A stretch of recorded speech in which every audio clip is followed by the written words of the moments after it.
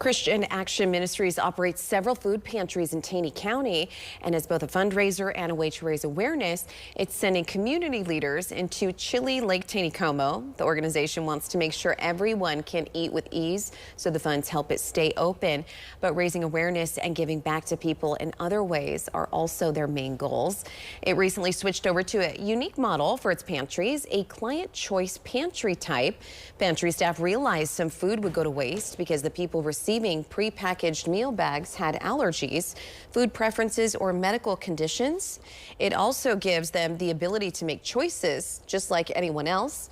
The Plunge today helps people put themselves in the shoes of someone who doesn't have an easy access to food.